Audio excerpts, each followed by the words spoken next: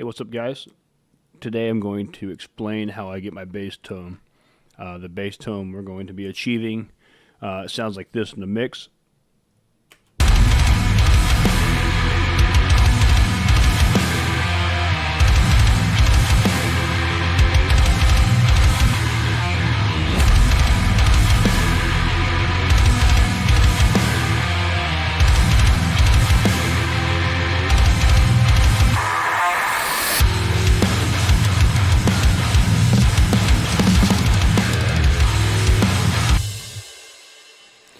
Anyway, so soloed, it sounds like this.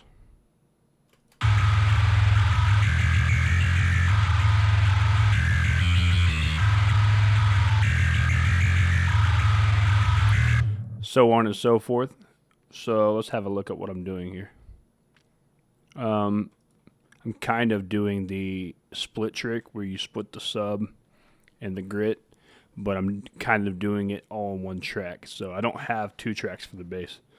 Here's my bass track here, and the first plugin we're going to open is Parallax. Now with Parallax, I believe this is just the default settings when you open it up, and I will go through and solo all this. So before we get started, this is what the DI sounds like, and this is MIDI bass, by the way, but this concept applies to real bass as well. Here's MIDI DI sound.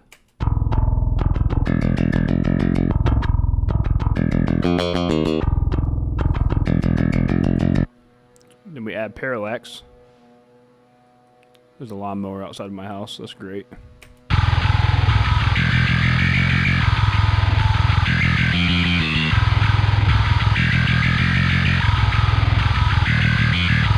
Sounds great, really, off the bat.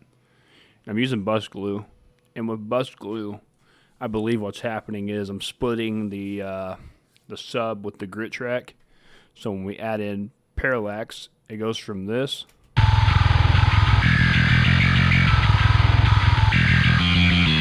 to this.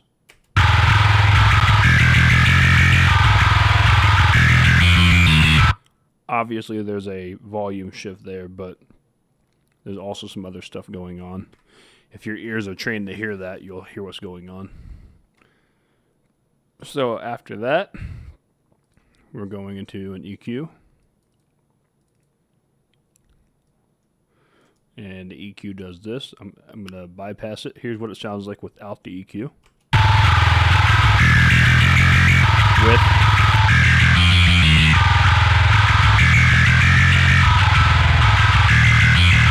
Not a huge difference. We're cutting out the sub frequency down here. This stuff right here.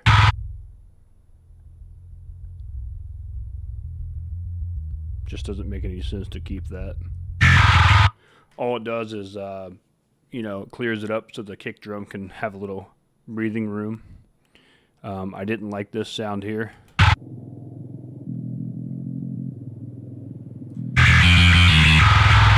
Also helps the kick a little bit. And then what do we got here? Another EQ. I probably could have done this in the first EQ, but I probably realized this afterwards that I wanted to boost some 65 and cut some 130. So here's what it sounds like without it. With. Without. So I'm just getting rid of some of that woofiness. The 45 cut probably wasn't really necessary again, but I did it anyway. Got rid of this. Boosted this. And then I cut this.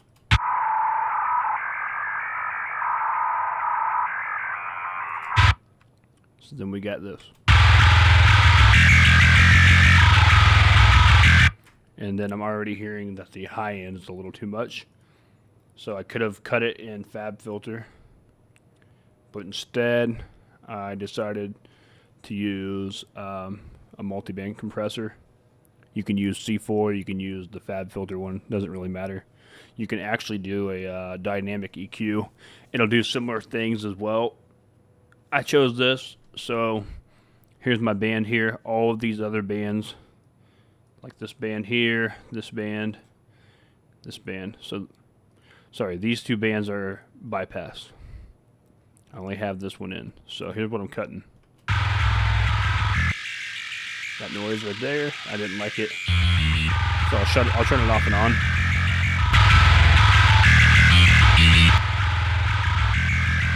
Kind of level it out a little bit. It could probably come up a little, but yeah. So next we got Saturn. This is doing most of the work here. So I'm not doing anything up here. Take that back. Yes, I am. I'm warming it up a little bit. So here's what it sounds like without again. And then with.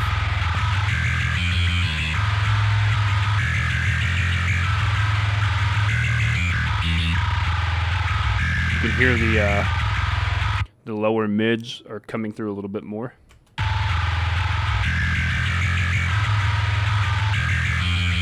you got this.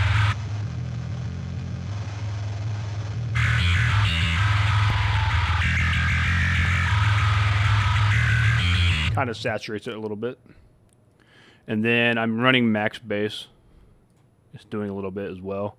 So before, after.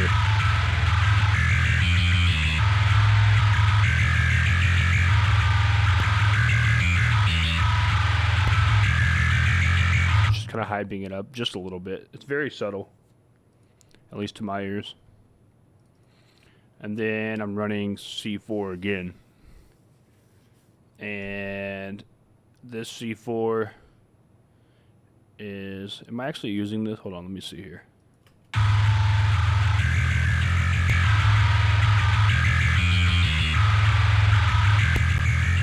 Okay, yes. Probably bring that up just a little bit. And what this is doing is we're barely touching this band here. Like if you watch these levels, barely touching it. This one's a little more drastic, but that's because I don't like all that piercing noise. Some people do, and this one's doing nothing. So yeah, you put that all together and you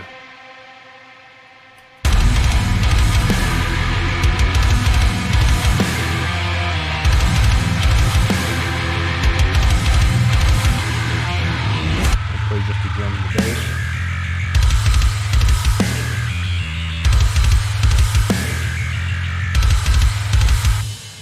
Now what I will add is I have a mastering chain going on over here. So if I shut this off, we're going to get a huge volume drop first of all. But you can hear the difference without the mastering chain.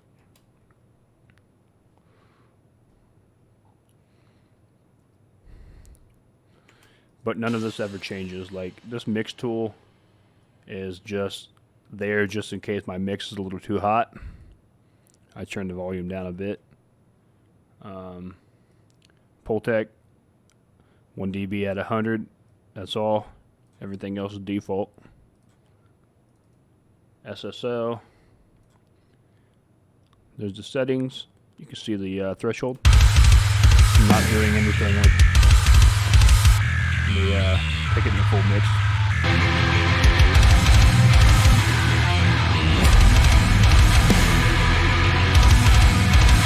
Just kind of squashing it a little bit.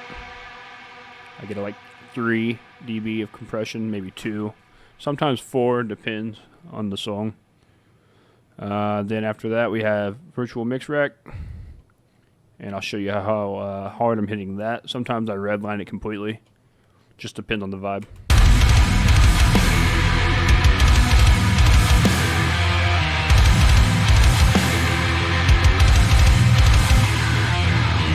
Okay. Ozone. All I'm doing with this is making it loud. And I'm getting it about a 7% clip. Just adds a little character to it. IRC2, whatever. This is what I run on almost every song. And then this is going to get loud, so watch your ears.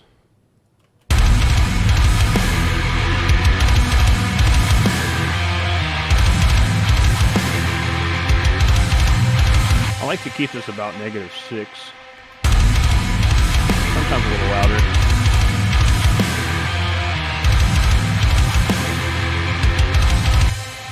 And then we run that into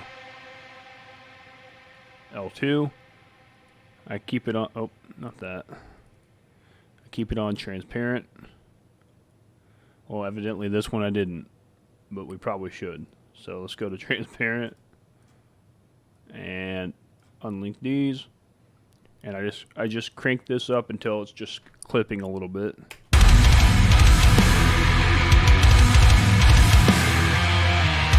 And I'll actually pin this here, and this is turning into a mastering video, but not really. I just wanted to show you what's all in there so you could get a similar result.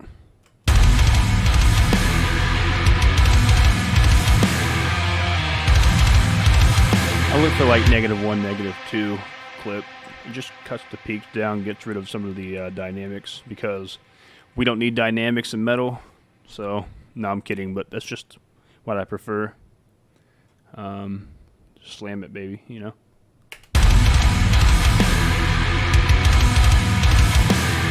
And that's pretty much it. Then I check it with the loudness meter.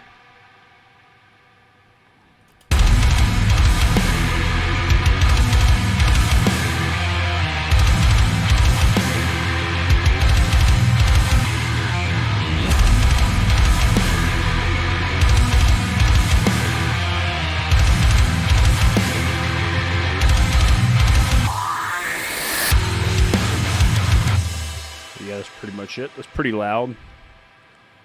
I'd probably dial it back, maybe, you know, I mean, it sounds fine right now, but I'd probably dial it back to like -9. And then, yeah, so let's just hear it in the choppy part.